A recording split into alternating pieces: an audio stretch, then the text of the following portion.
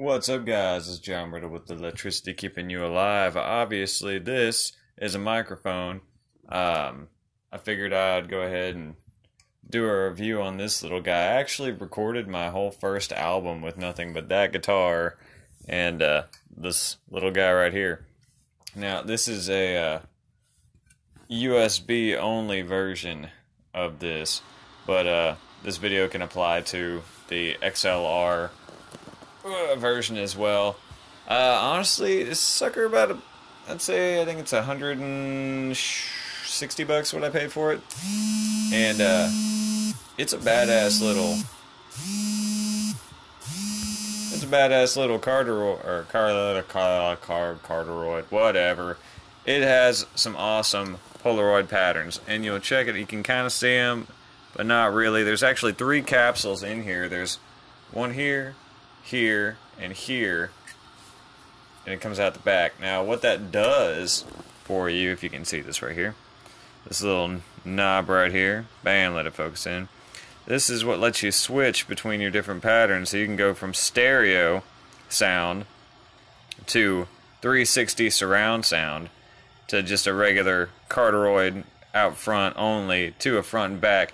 And what that can do for you is, if you're interested in stereo effects, bam, you just turn that knob all the way over there.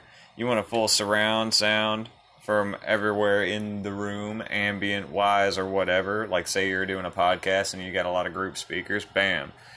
You want to do some like vocal recording, bam. You want to do a duet, bam. Or even like a talk back and forth with the adjustable gain control on the back, which is pretty cool. Although my favorite part of this mic, and they don't really say it, and you can see a little volume knob right there, is this little headphone jack right here. Now, what I love about this little headphone jack right here is everything that gets played through this mic gets run through that.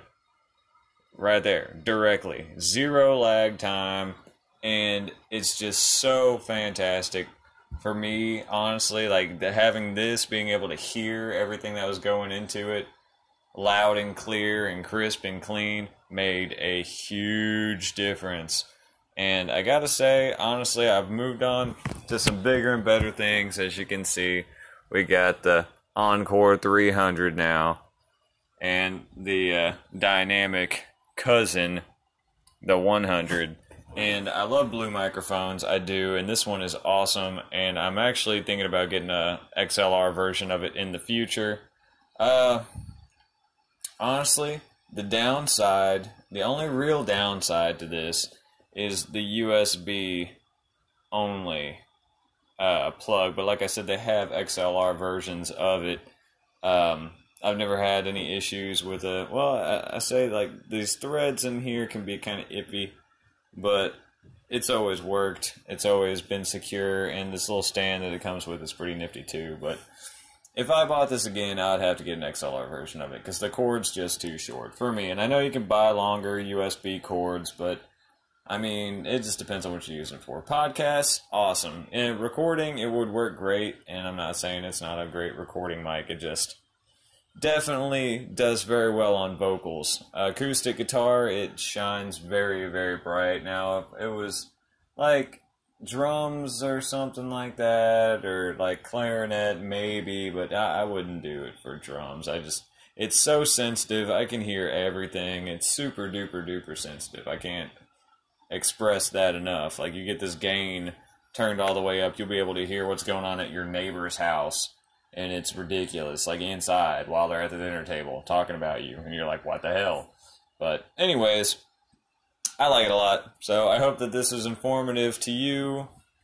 It's your little surround shot or whatever.